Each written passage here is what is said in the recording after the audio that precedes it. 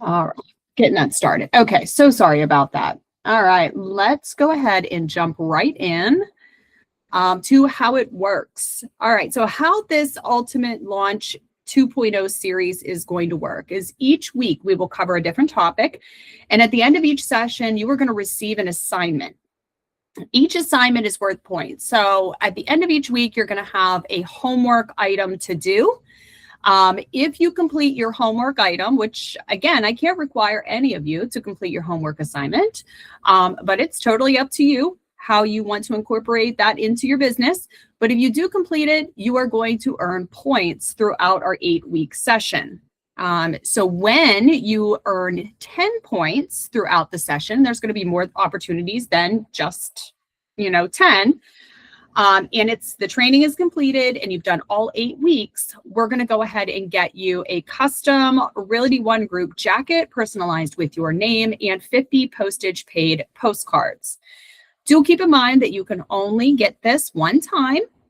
So you can't keep taking it over and over and over again to get a bunch of jackets. You can only do this one time. And even if you are a seasoned agent who is taking Ultimate Launch 2.0 for the first time, you can go ahead and you can do this as well. So you agents that have been with us for a while, don't think this is just for the newbies. You can do this too. So this is just our way of saying thank you for coming on the training. We appreciate you. So we'll be taking care of points for each week. All right, I am going to play this video. This is our first time doing it on the screen. Please, somebody holler out and let me know if you can hear the music and the vocals behind this video. If you cannot, we'll need to make adjustments. But please let me know if you can hear this. This is a little introduction to Realty ONE Group.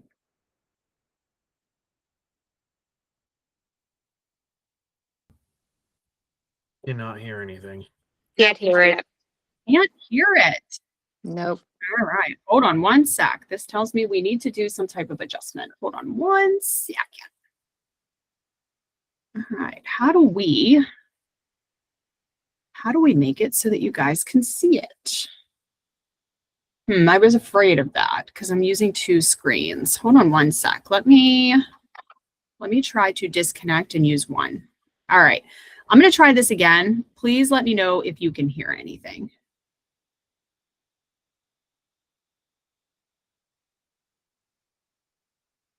Can you hear this? No. No. What the heck? Huh. Ha ha ha ha ha. Well, that's a problem. Okay, having technical issues. I was worried about that. Anybody have any tips for me on how to get this to the volume to come over on this video? Anybody who is more experienced in video sharing than I am? No? No. Oh.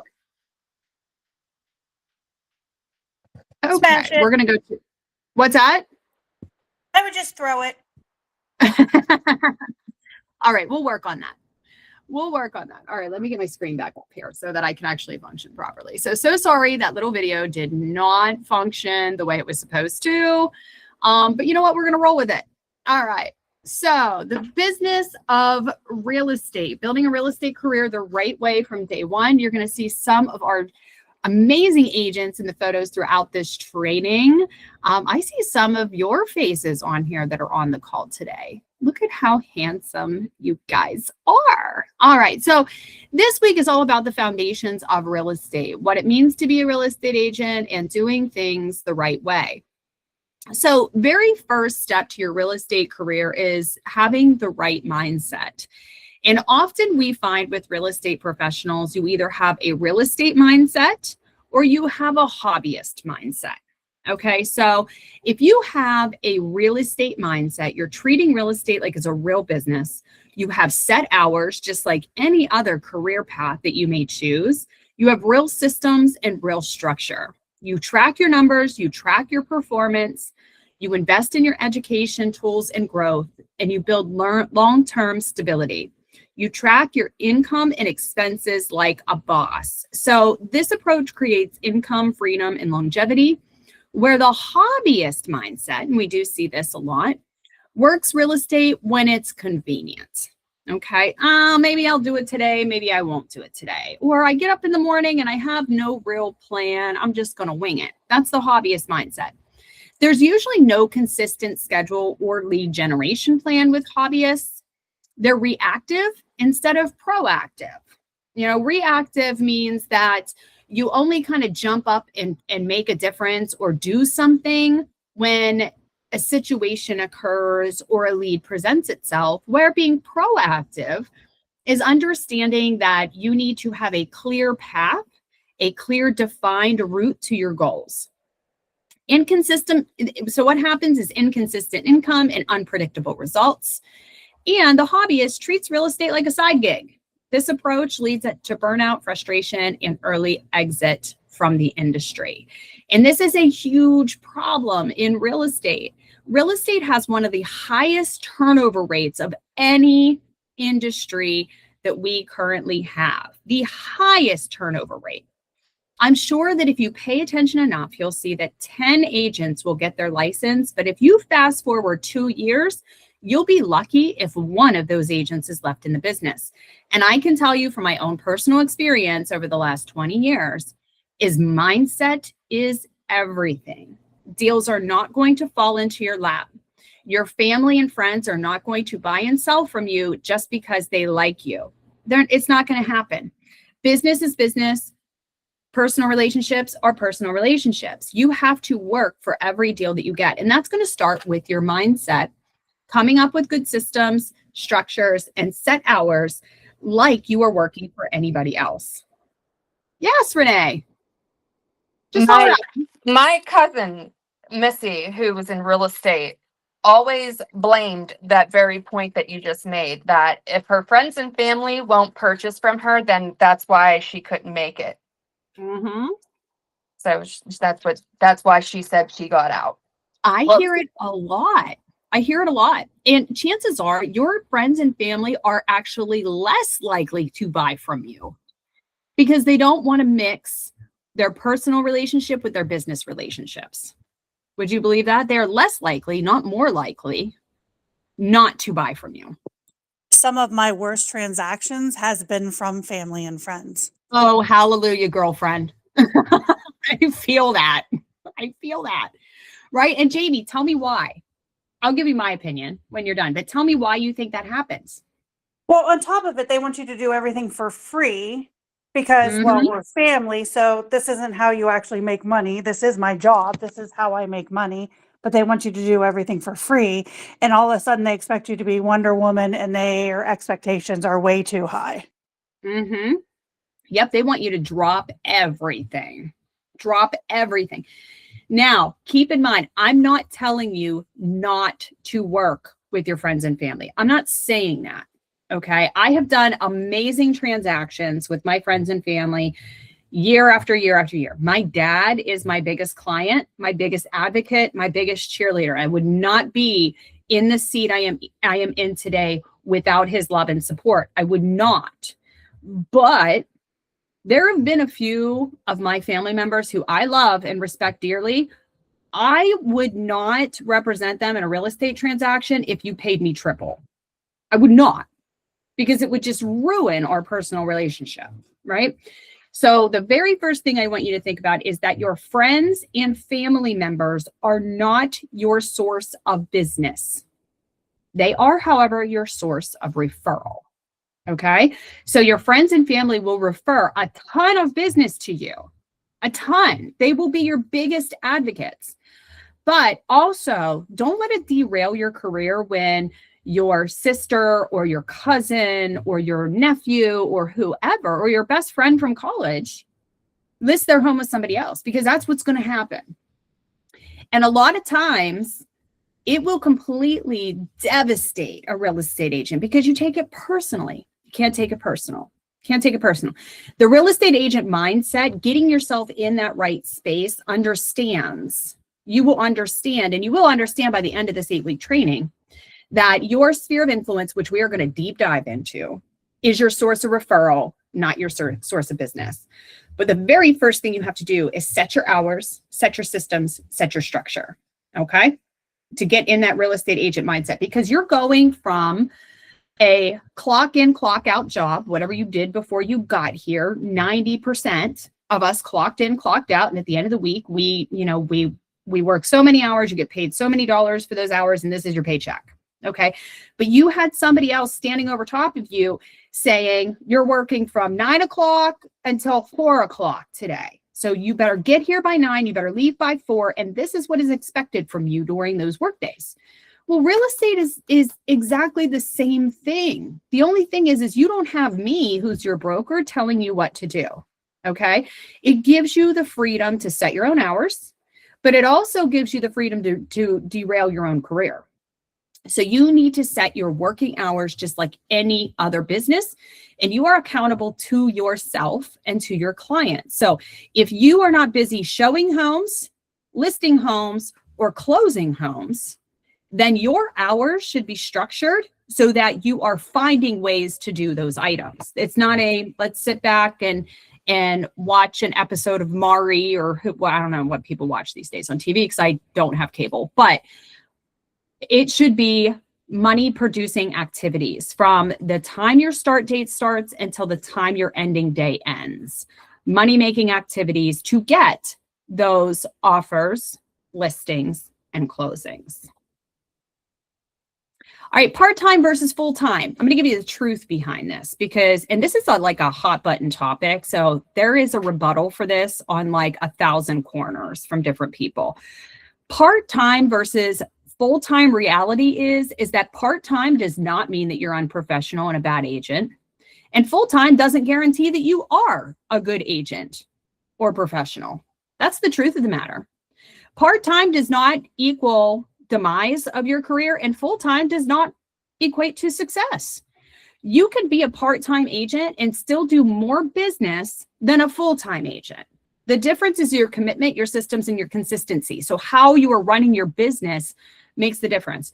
I can tell you as a broker here that we have full-time agents that do amazing jobs at getting business and closing deals, but we also have part-time agents that are doing equally as wonderful. All right. And then we have the opposite. We have full-time agents who are struggling to make $1, struggling to make $1. And we have part-time agents that are struggling to make $1. The difference becomes that mindset. Mindset is more important than experience almost all of the time. So you can be part-time and still operate like a CEO and a badass of your business. It's not the amount of time that you spend, it's what you do with that time that is going to matter. So you need to make every hour in your workday count. You need to become super efficient at doing the right things. And we're going to teach you what those right things are. All right, so how Realty ONE Group operates. These are our 100% non-negotiable items. All right, and you will hear me say these over and over and over again. I will pound them into your head from now until you retire, if I'm still around. Some of you are pretty young, so you might be here long after me.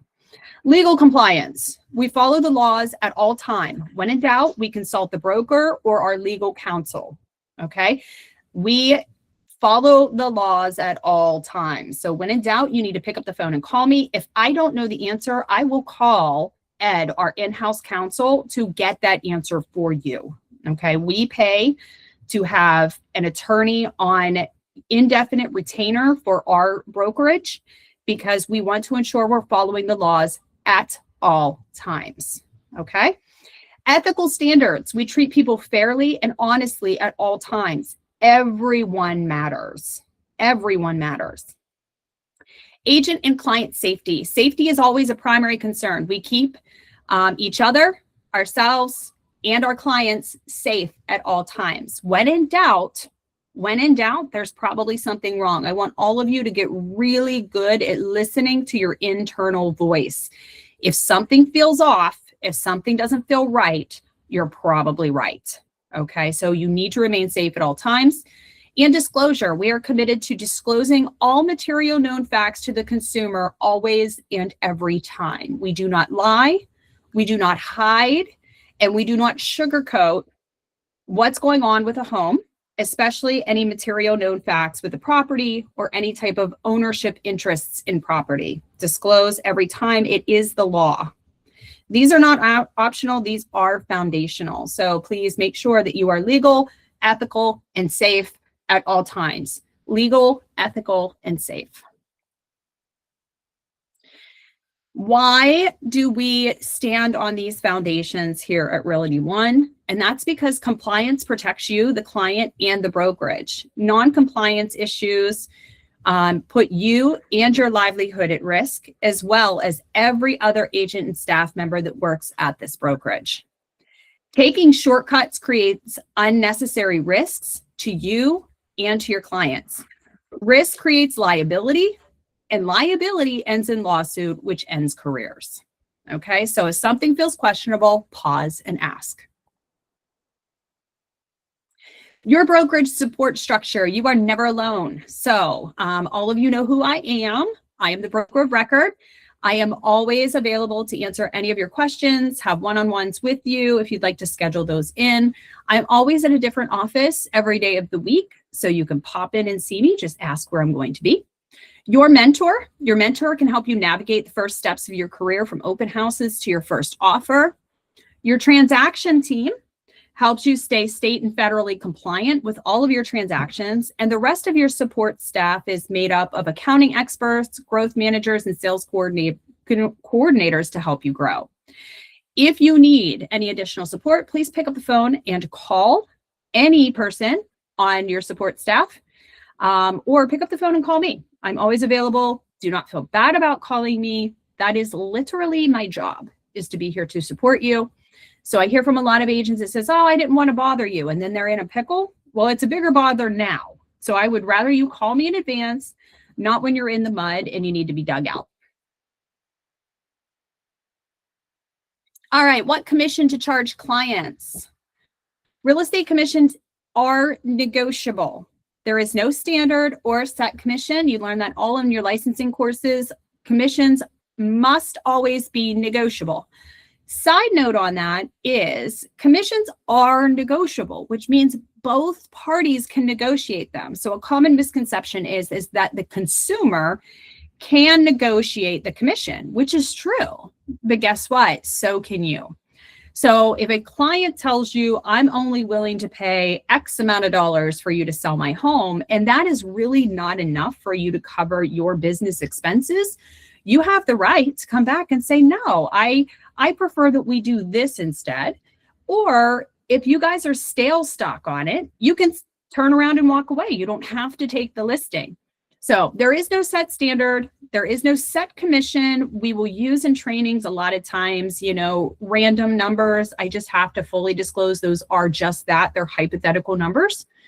But your commission should reflect your scope of services you're providing, current market conditions, the client's needs and expectations, and your job is to explain the value, not defend the number. Okay, so you don't want to combat the number, you want to defend the value. I'm a true believer in that everything has a price point.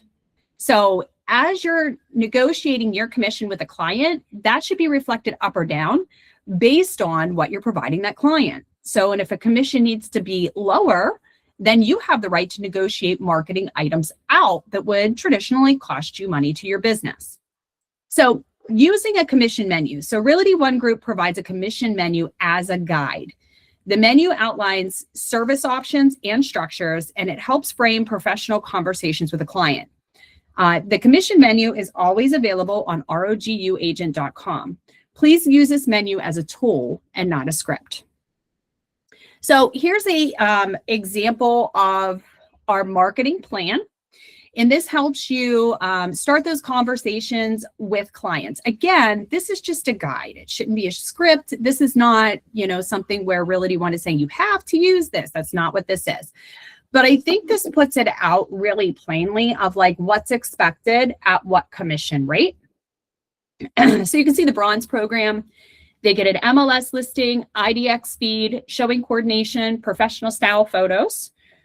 For sales sign, lockbox, standard social media marketing, weekly traffic report, and a weekly feedback report. And you could do that for 2%.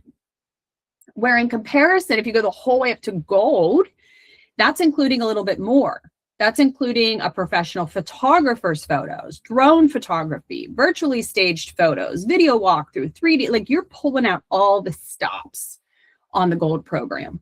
Okay. So bronze is kind of, you know, somebody who wants to save money, doesn't want all of the fluff and all of the stuff. And then gold is somebody who really wants every marketing service that you have in your arsenal. Okay. Now, again, this does not mean that you can't waver from these. It's negotiable. So let's say that somebody says, well, I'm willing to pay 3% commission, but I want the drone photography. There's nothing here at Realty One that will prevent you from saying, okay, great. We're negotiating. I'll do that. So I'll give you the silver plan, and then I'm going to add on the 5 drone photos at no cost. Okay. Or the same can be said if somebody says, well, I want the silver plan, but I only want it for 2.5. You can say, okay, well, what I'll do for you is instead of charging you the 3%, we are going to remove the, what's on here? We're going to remove the directional signs, and I'll do that for 2.5. Or, you know what? 2.5 seems fair. You seem like a nice person. I'd really like to work with you. I'll do it for 2.5%. Okay. So these are just examples. These are conversation openers. I want everybody on this call to understand their unique value proposition and know their worth. I use that word a lot. Know your worth. None of us got into this business to work for free. We do have to turn a profit, or we're not going to be in the business much longer. Okay. So let's make sure that we're taking the right steps to ensure that we are setting ourselves up for success from the beginning.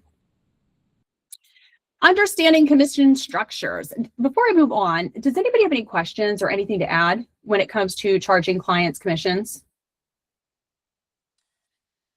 I mean, I had a gentleman, what was it, the other night, went to show him the property, and I had the broker one show, and he told me that PAs are crooked, and, you know, he's like, I'm not going to sign it because if those sellers don't cover it, then I know I'm going to be stuck with it. And it's just like hard I mean, how do we, I don't know, that I was charging too much, but it's like, I mean, like, what's your advice in those situations? Or, you know, because, you know, with the laws of changing and, you know, now the seller's not obligated to pay that, which I kind of believe, just because, I mean, I'm not working for the seller, I'm working for you. Yeah, I would go back again. Don't combat it, because when somebody's in that headspace, there's no arguing with them. Yeah. Instead, I would go back with proving your value and saying, well, I understand that could be a lot of money for most folks. And I understand that the rules have changed. A lot of people don't care for them. I completely understand that. This has been a very big deal for our industry as well. But here's what I'm providing for this amount of money. Plus, on top of that, we can always ask the seller to take care of these fees in the agreement, in the offer that we provide. And if the seller will not take care of the fees, you're not obligated to close, which means you don't pay anything out of pocket unless the seller is willing to contribute and cover those fees. And we'll just make sure that we put that very strongly in our offer. And I'm willing to negotiate for you and go to bat for you 110% on that front. Yeah. But like, especially like sales that, you know, certain areas, they're under 100,000, you know, so we have that flat fee, you know, because on a $30,000 house, I mean, 3% is $900. Mm-hmm. You know, that's just, I don't think, you know, then we're basically doing it for free. You know what I mean? Like, well, and you don't have to put a 3% in there. If you look on page 2, paragraph 3 of your sales agreement, you can put a flat fee in there. Right. And I always do. You can also determine in the moment of the offer. So say the seller isn't willing to pay. Let's say in this instance that, you know, your minimum commission is $3,000 and the seller's only willing to contribute $2,000. Then you would have that supplemental conversation with your client about the $1,000 difference. This is just me talking, and this, you know, everybody's answer might be different. But I know if I'm going to bat on a $30,000 house, I've already shown it. I've only shown the buyer one house because it's a single property showing. I haven't put a lot of time in. Am I going to lose a deal for $1,000? Probably not. I would probably at that point renegotiate with my client and get as much as I could from my client. So maybe I get 500 or an additional 250 or something like that. And then I would do an addendum to the BAC to change that based on what the seller is willing to contribute, if anything. Or we can strategically go in and say, okay, they're willing to do 2,000. So, that means we have 1,000 left on the table. So Mr. or Mrs. Buyer, what we can do is we can counter offer $1,000 more and then wrap that into the purchase price so that we can get the full commission on it. So there's a lot of different ways that you can go about it. It's just a matter of how your buyer receives that information and what you and they are willing to negotiate together. Okay. So like in order for them, like say we do just a broker one show, we have our set, what we normally charge, do we say to them, have them sign that and then we can negotiate, or, know what I mean? Yeah, you can negotiate based on the situation. Now, I may feel completely different if you had a BAC and you showed these people houses for, 11 months.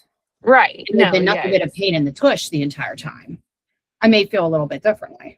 But, it all equates to time as well.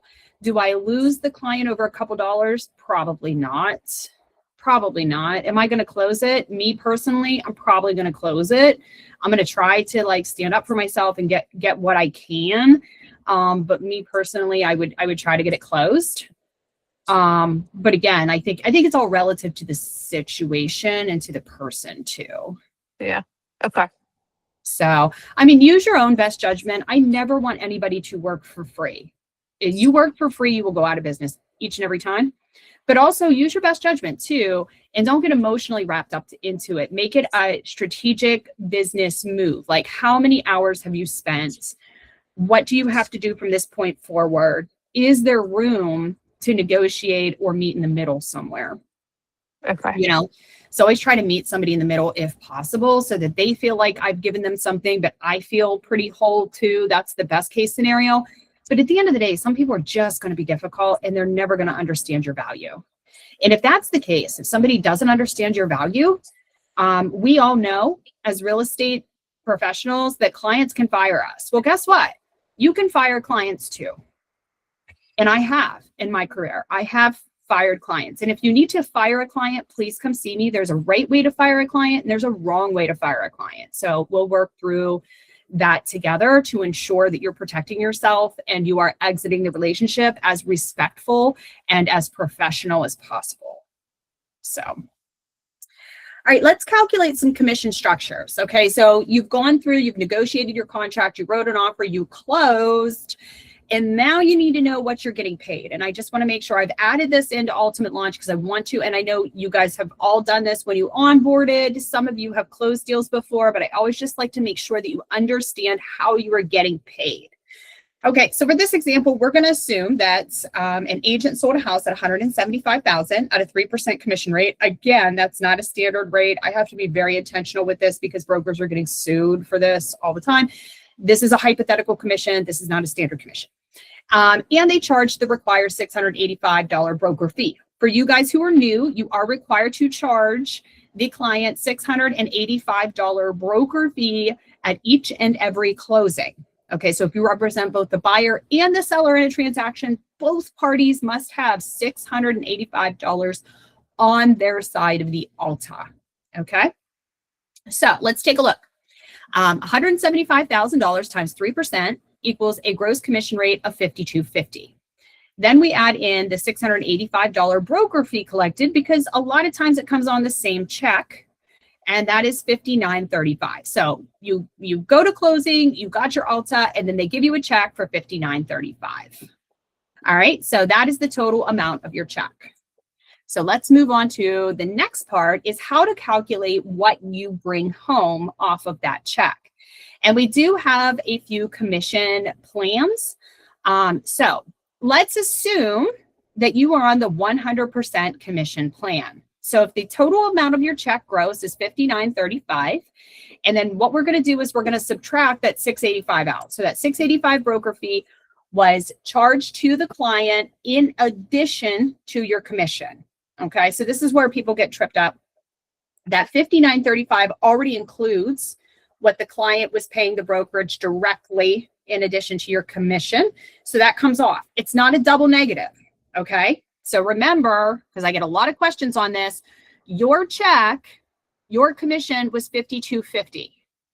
But when they calculate it, they add the $685 on for the total amount of the check. Okay, so we're not taking it from you twice. It only comes out once. So we're adding it here as a credit, removing it here as a debit. So it is a wash. All right, so it becomes your check after that broker fee becomes back to $52.50, which is what you charged the client. Okay, so it's not a double charge. I've gotten questioned on that a ton of different times. It's just an accounting principle. I know most of you don't do accounting. We're in sales. It goes in and then it comes out, and then your net check is exactly the same as where it started. All right, you have a transaction fee of $250 and you have a compliance fee of $200. So those come off. So the net check to the agent is $4,800. Okay, so you have two fees, because remember the $685 is charged to the client, not to you. So you have $250 and $200. That's $450. So your net check, which you would get via ACH commission payroll, is $4,800. Any questions on that? And you guys that are new, please just jump in. You don't have to raise your hand. Don't feel weird about asking questions. Just holler out if you got a question. No? All right. Let's look at the 70% commission structure. Okay, so same deal, same sales price, same amount of commission collected. Okay, so $59.35 minus your $685 broker fee, because again, that was charged separately to the client. You have your transaction fee, your compliance fee for your subtotal, and then you're on a 70% split because you're on the lead program. So you're basically paying what we call a referral back to the brokerage in the amount of 30%. So your net check is $3,360. You can see that the subtotal is exactly the same as the 100% program. The only difference is the split at the bottom, and that's because we provided a lead at a referral fee, and you pay it back when you close. This ensures that you're getting leads up front without having to pay out of pocket on a monthly basis based on whether you close or not. You only pay for the lead when you close the lead. Okay? Any questions on that? No? All right. So common agent expenses, business expenses to expect when you're working at ROGU or when you're working really at any brokerage. Okay, because these are not just fees that you will get from Realty One. These are fees that you will have anywhere. The only difference is that every brokerage charges for their fees a different way. Okay, so I talk to a lot of agents who have worked at other brokerages and they're like, I didn't pay for that. You absolutely did. It's just a way, it just depends on how they build it for you. So a lot of brokerages bill you when you close on a deal. There's a bunch of back end, they call them garbage fees. So a lot of back end garbage fees that they take off, and nobody really tells you what they're for. Sometimes you get charged per month. Sometimes you get charged per year. Sometimes you just get a really terrible split, and that's why you're getting them. And splits in the industry will range anywhere from 40% to, here at Realty One, 100%. So if you go to other companies, it's not unusual for me to talk to an agent, especially a newer agent, that's on a 40 or 45% split, meaning they only keep 40% of their overall income. And the reason why they're only keeping that is because the broker is paying and guaranteeing all their fees, so they don't have a monthly fee. So it all comes out in the wash. But a lot of times, if you're paying that based on a split instead of paying that out of pocket, you're paying a ton more than what the brokerage has to pay out of pocket for your services. Here, we charge you dollar for dollar what it costs. So you're going to have your MLS dues. MLS is different regardless of where you go. So right now we have West Penn Multilist, which is our most common MLS here in Pennsylvania, and that's $51 a month. We also have Allegheny Valley, which I think is like 46 and some change. We have GBOR, which is like $300 per year. We have MLS Now. So depending on where you are will determine the amount of your MLS dues. We do not increase or profit off of MLS dues at all. So whatever that yearly bill is, and it changes every year, is what you will get billed on your account. Monthly membership fee. So your 100% program is $175. The lead program is $125. Why do we charge that? So when you go into your one login, you see all of the tiles pop up on the login, right? All of those tiles are membership paid services that the broker pays for. So we pay for an enterprise account, which costs money. And then each additional user that we put on that account also costs money. So that is what your monthly membership fee is paying for. E&O insurance. This is required to be licensed, not my role. I wish we didn't have to pay insurance. It's one of our biggest expenses, but here we are. I don't make those rules. I am not high enough up the food chain to change it. So E&O insurance is $600 a year. That's pretty standard everywhere in the industry, at least in our market area. If you go into other market areas, it may be slightly different, but in our market area, $600 a year is relatively right on track. Sign installs and removals. This is something else that you will have expenses with. You pay for your installs, you pay for your removals of signs. You do not pay for the signs themselves unless you want something that is personalized to you. We provide those for you at no cost. So these are business expenses, not penalties. And that's where this, putting on your agent brain instead of the hobbyist brain comes in. These are business expenses. These are expenses to operate your business, okay? Because you are now a business owner. So please look at them as such, because if you don't have the MLS, you don't have inventory. If you don't pay your monthly fee, you don't have access to any services, including forms and documents and compliance and transactions. If you don't have E&O, you don't have a license. And if you don't install signs, you're not paying for any type of marketing. You're out of business. So again, these are not penalties. These are costs for doing business. Let's talk about managing expenses like a CEO. All right, some expense management tips is keep all of your business and personal finance separate. I suggest to everyone to go out and get a credit card that is being used for your real estate expenses only. Don't go to the grocery store and put your groceries on it. Don't pay your cable bill with it. Don't pay for a pair of new shoes with it.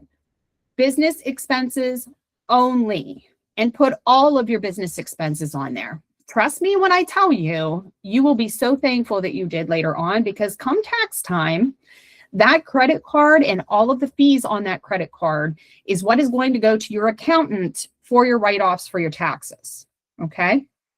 Track every expense, know where every dollar is going for. Plan for quarterly and annual fees. Reinvest strategically, not emotionally, okay? I suggest using an Excel spreadsheet to figure out what's going out and where and what your estimated costs look like. Make sure if you have any annual costs like Board of Realtors, put that on there as an annual cost. Your monthly costs like your MLS fees. If you have any advertising costs, track your mileage. You can use mileage, Mile IQ to track your mileage, because I think you get like 68 cents or something like that per mile. And you want to make sure you're separating your business and your personal mileage on there. Now, you can go with a more advanced program like QuickBooks. You can do that. If you're a brand new agent, you're not doing a lot of business, you don't have a lot of expenses yet, I would not suggest jumping into QuickBooks Online because it is really expensive to do that. Just use an Excel spreadsheet while you can. When your business grows to a point where Excel is really not doing you any favors anymore, then I would suggest that you move over to QuickBooks. But what's great about Excel is if things are tagged properly, you can download into a CSV file and then you could upload it into QuickBooks. And QuickBooks does give you templates for that as well. So I always tell everybody, start with Excel. Even if you have zero Excel experience, just listing them in and tagging them with notes properly is better than doing nothing. Track your profit and loss. Know your numbers. Every agent should track gross commissions, expenses, net income, cost per lead, and return on marketing. If you don't track it, you can't improve it. Start tracking now. Okay. I talk to a lot of experienced agents, and when I ask them what their ROI is on their marketing, they can't tell me. If I ask them how many transactions they did year to date, they can't tell me. If I ask them what your expenses are year to date, they can't tell me. They can't tell me. If you don't track it, you can't improve it. So start doing it now, because you're just starting out, or some of you are just starting out. Start doing it now and continue doing it throughout your entire career. I promise you, the ones who track and know their numbers are way, way, way, way more successful than those that don't. Question. All right. Yep. So for tracking expense, like, so if we have an Excel document, but we can have multiple tabs. Mhm. So should we like do like per transaction? Like, okay, so we have all our leads, figuring out where they're coming from, what's tracking. But like, as far as like expenses, like, should we do like expenses per transaction to see like how much we're spending with that one client? You know, like, how should we break it up? Well, I mean, you can, and we're going to go into KPIs in the following weeks. So I definitely think that you can. If you're just starting to track your expenses, your income and expenses, I would start small.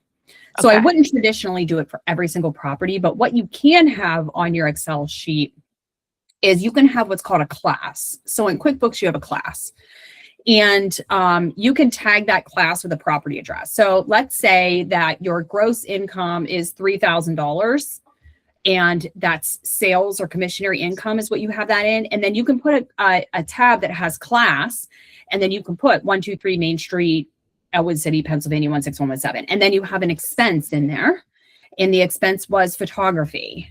And then you can put that in as 123 Main Street. What I love about Excel is that with the find function and the reporting function, you could literally find everything that's tagged as a class as 123 Main Street really quickly. So if you wanted to know what your profit or loss is on one individual property, that's really easy to pull just by using those functions in Excel. So it almost like if we do the expenses, so like everything we've spent and what it was spent for and the exact like the exact address or whatever, which is like kind of like the memo. So what's the memo for this expense? And then that Correct. way we can find it in the function, find function. So that way we can see everything we did for that one memo. Correct. But if you're Okay. looking at longevity too, where you want to see what it's costing you per transaction and which properties were the most profitable, think about your overhead expenses too. So things like your MLS dues and your Board of Realtor dues and your monthly membership, all of that stuff is a general operating expense. So that would have to be busted down and allocated across all of your listings or all of your sales over the period of a year that those programs provided. Because if you have a listing, it goes on the MLS. So that MLS Right. paid for that listing. So I almost rather like to have it classed out as opposed to different tabs, because at the end of the year, if you're really like nailing down on your KPIs, which I love, by the way, because we do that here at the brokerage. We want to know how each office is producing, how each agent is producing. Then you can spread those operating costs over the number of transactions that you had based on the time period you paid for those items. Yeah. So Okay. yeah, I definitely would do it in class. And then if you are taking this Excel file and you're uploading it into QuickBooks, classes are something that QuickBooks understands. So it will almost memo or tag it, which memo is a different function in QuickBooks, but it would Okay. put it into kind of that bucket that says, okay, this was spent on this project. So do you think we should call it a class over a memo? So that Yeah. way, if we ever do use QuickBooks, we can easily, Yeah, I convert would it into there. class. Okay. Yeah, and I can't take credit for it. Kathy here, she classifies just about everything. So we can go into QuickBooks and I can take one of my rental properties and I can put 1700 Mercer Road, and I can say, Kathy, run me a report for all of our income and expenses for 1700 Mercer Road for 2025. And it's very easy for her to do because she has that in its own class. and the class Okay. is named the property address. So I can see what my ROI was based on that individual property. Okay. Cool. All right. All right. Compliance basics for PA and Ohio. Compliance is not optional. Advertising rules differ from state to state. License law matters, and brokerage policies apply at all times. Ignorance is no excuse when it comes to compliance. Okay, each one of you went through your licensing courses in your own state, so ignorance is no excuse. It is no defense, and we take compliance and state laws very seriously. So advertising, and we're going to go into advertising more in the coming weeks, but just to give you the 10,000 foot overview on the advertising do's and don'ts, the brokerage name, doesn't matter which one of those states you're in, the brokerage name must be included on all advertisements at all times. Must. You are not allowed to advertise yourself doing any type of real estate activity without the Realty ONE Group logo or name included in your advertising. 2, keep it honest. No misleading claims, no extreme puffing, no steering, no unethical advertising at any times. You want to keep it fair. Fair housing compliance always, and we are checking. Everyone matters. Those of you who have been with us for a little while now, you've seen the emails go out about familiar status is a protected class in Pennsylvania. People older than 40 are protected here in Pennsylvania, and you're getting kind of the reminder grams from your TCs about MLS rules. We've had quite a few of those in the last couple weeks, and the MLS is now watching our ads. This is why you're getting those emails from your TC, because they're watching it. If you're in Ohio, military status is protected in Ohio. Okay. People over 40 are not protected in Ohio. So it's important that you know what the federal guidelines say and also what your state overlay guidelines say. So if you guys didn't know, fair housing does vary from state to state. Okay. The federal guidelines for fair housing are always the same, but each state may have its own overlays.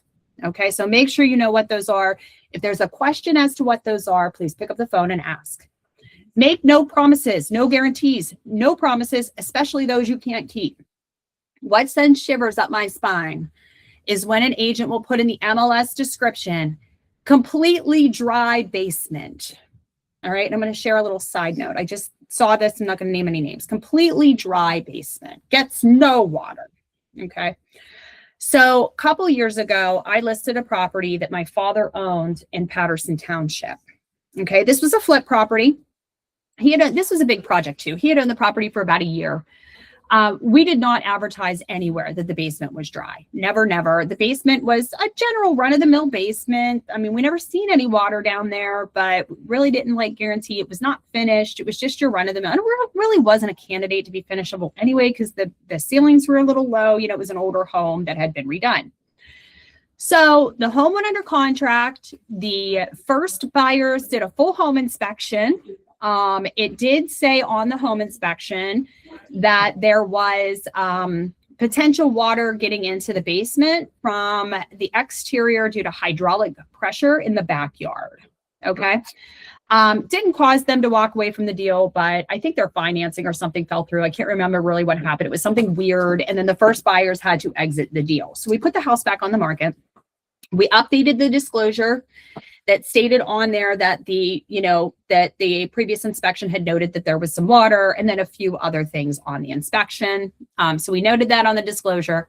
And then when we got a second offer, they signed those disclosures, and I also required them to sign the previous people's inspection report and initial beside each one of the primary items that are on the that were on that first summary page. And one of those was that the basement was getting water. Okay. So they did their own home inspection. Everything was fine. They closed. Fast forward 3 months later, these people moved in. They finished the basement. We got a rainstorm, and then it damaged their drywall because water got into the basement.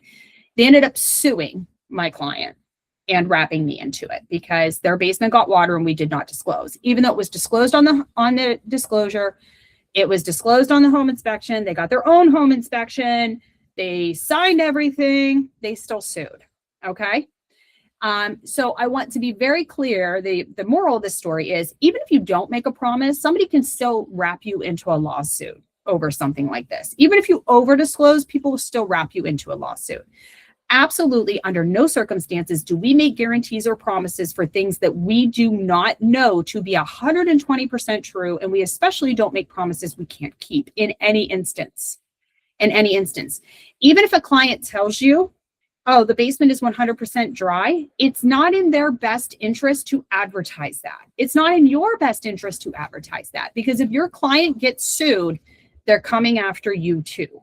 Okay, so don't think that, well, that's a seller's problem because how am I supposed to know? It doesn't matter. They're always coming after you too because you are the bigger fish to fry. You have the insurance policy, you have the license. So you are more a target than the seller is. So please make no promises.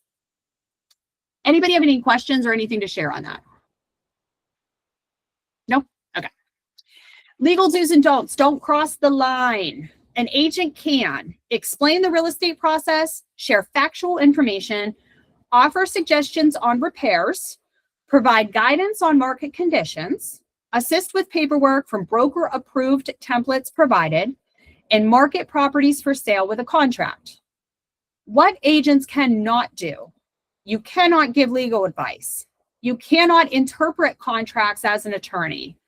You cannot advise on tax or legal consequences. You cannot create new contracts not provided by the brokerage as a template or the brokerage's attorney. You cannot sign on behalf of a client, and you cannot, under any circumstances, advertise a property without a contract. This includes pocket listings. Okay? A lot of agents say, well, it's just a pocket listing. I have an investor who says that they don't want to list the property, but if I can find a buyer, they'll pay me.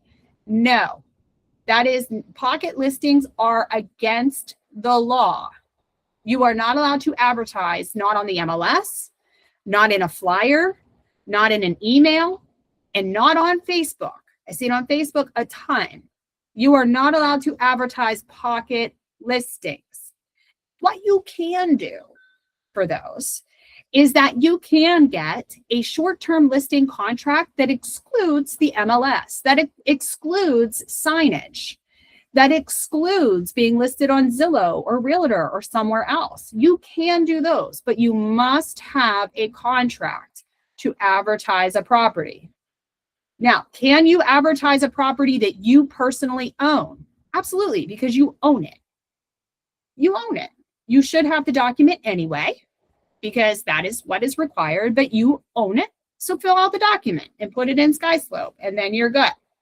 You know? But no, pocket listings are not a thing. Somebody allowing you to advertise their listing without giving you a contract, without having some type of conversation about compensation and how it's going to be marketed is not okay, is not allowed. Okay? So just so that we're clear. We're almost done, I promise.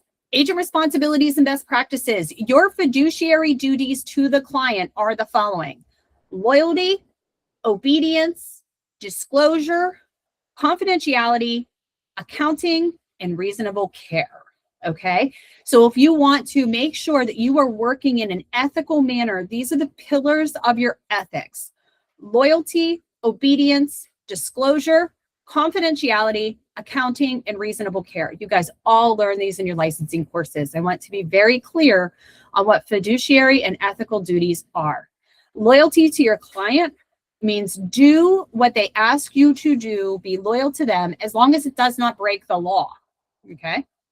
Obedience, doing what they ask you to do as long as it does not break the law. So if they tell you to put in an offer for $50,000 on a $200,000 listing, you are not permitted to tell them no.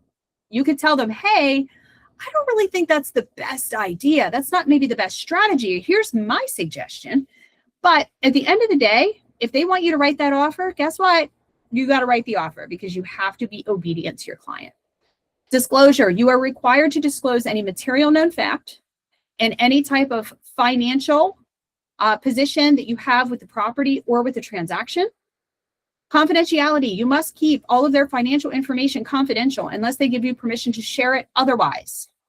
Meaning, if this guy is putting in a $50,000 offer on a $200,000 property, but you know that he'll pay way more for it, you are not permitted to submit that offer and say, hey, tell the other agent, hey, I know this is a crap offer. It's $50,000, but my client will come up. Just have him counter. You're not allowed to say that. I hear it all the time. You are not allowed to say that. That is breaking confidentiality. Accounting, you must account for the transaction, account for all the pennies and cents that a client provides for you. Reasonable care. And this is one that often gets kind of muddy. Reasonable care means that you must treat them in the best ethical light and that obedience is no excuse. You must be a good human and you must prove that you have been a great human to them. So these duties apply to every client, every transaction, every time. Trust is your currency. Protect your client information. Guard it with your life. Okay? Trust your client. Protect your client information. Don't share that with people. You share your client information with the brokerage because you have to. It's part of law. But do not give other agents your client information. Please disclose all material known facts of the property. Never share anything that the client gives you without their explicit permission. This includes things like their home inspection report, unless the contract calls for it, their appraisal report, their social security number, their wiring information. Don't do that, please. Transparency builds credibility. Hey, I have a question Yeah. on that part. So if a house is being sold as is, and the client wants to get a home inspection anyway, do you have to automatically share the inspection results, or do you just share it when like the listing agent asks you? Depends on how it's written in the contract. I believe that in our current sales agreement in Pennsylvania, it does state that if you're getting a home inspection, the seller has the right to a copy of that home inspection. But understand that you can strike through. Like if your client does not want that to be shared because it is for informational purposes only, you can actually strike that out of the contract and have your client initial it, or you can place it on page 14 that home inspection is for informational purposes only, and that the client would not be required to share any portion of the home inspection unless BRI is submitted or something like that. Okay, so don't rely on the just it's as is to not share it. Yes, don't rely on that, because Okay. when our contracts were updated, I think two revisions ago, it did change that the seller has the right to the home inspection if one is conducted, period. Okay. Where it used to be only if you were submitting a BRI or if you were terminating. Now it's not. They can have a copy of that. So if they don't want a copy of that shared, that would be an additional term. So you could strike it, or you could just write it in on page 14, or both. The better measure would be both. Okay, thank you. You're welcome. All right, practices for long-term success, professional best practices. Document everything every time. Document, document, document, document. Okay, it doesn't exist if it's not in writing. Also, in your sky slope, which we're going to talk about in the next coming weeks, you can add notes in there. I suggest that you add notes to your files. Very, very important. Communicate clearly with your clients. Understand that us in real estate, we all speak a different language, a language that most consumers don't understand. So you want to break down your conversations in communication that is easy to understand for a newcomer. Just put in your mind that and pretend that your client knows zero about real estate. Okay, and break it down. And if they tell you, hey, I've sold 3 houses before, I already know this. Say, I understand that, but you didn't do 3 transactions with me. So it is my fiduciary responsibility to you to make sure that I am explaining everything clearly. I'll explain it once. And for future transactions, I'll know that I've already educated you on this, but I just want to make sure that I'm not missing anything that the person before me didn't properly understand, explain to you. Ask questions early on in the transaction and make sure that you know the answers before the questions arise. Follow all brokerage systems all the time, because if it's not in the system, it doesn't exist. Stay educated and compliant at all times. Continue to come to these trainings and come to meetings. This is where you're going to learn how things change. And I promise you, in the real estate industry, especially with the Real Estate Commission in both Pennsylvania and Ohio, things change every month. Every month. If you've been following NAR or if you've been following the Trump administration, you know that there are a lot of hot topics with real estate right now. We're going to talk about some of those at our meeting on Monday. So there's going to be even more changes coming down the pike. So make sure that you're staying educated. Treat everyone fairly and honestly. And I don't say treat people like you want to be treated, but treat people how you want other people to treat you, how other people should be treating you. That's how you should be treating others. Okay? Do not give legal or tax advice, even if you know the answer. Do not give legal advice to people, even if you already know the answer. Professionals build careers and amateurs burn out quickly. All right, so this is your homework as we wrap up this week of Ultimate Launch. Without a plan, there is no action. So what I want you to do is download your planning guide. Your planning guide is, and I can't click on it. Your planning guide I will send to you. I believe it is also on roguagent.com as well. So you can go into documents and resources, and there is a planning guide in there. There is also a worksheet in there for you to book your commissions and expenses as well. And I'm going to email this to everybody when we get off the call, just so that you have it. But again, I put everything on ROGU Agent and documents and resources, so you can come back to it at any time. You have a week to get your homework done. As long as you get your homework done, we're going to book you 2 points towards Ultimate Launch. Remember, you have to get 10 points to get your prize at the end of the 8 weeks. I suggest you do it. But this is worth 2 points. So it's your homework. I cannot require that you do it. I can't make you do it, but I highly suggest you do if you want to be successful in your career and start out on the right foot. All right, give me your questions, your comments, your concerns, your stories, your examples. What do you have, people? So we're downloading it and then inserting, our information into it. And then if we send it to you that we did it, you just like a screenshot or whatever. Yep. Okay. Yep. Yeah. I'm going to give you a planning guide. Like I said, I'm going to email those out, and then I'm going to get you that worksheet. Now, we are at the beginning of January. There's not going to be a whole lot that you're going to add to that worksheet. And even if we were in May, I wouldn't require you to go back. All I want you to do is start filling in that information. How you use it from here on out is really up to you, but I want to ensure that you guys have seen it and you guys have at least tried it. It is really a powerful tool. And like I said, with this Excel spreadsheet, you can make it your own. You don't have to stay on the template we gave you. But I think it's a good basis to get started, get those juices flowing on how to really build out your business and some things that you should be tracking when it comes to your business.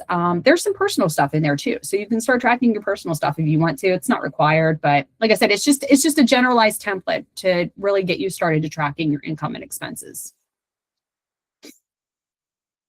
Anybody else got anything? No?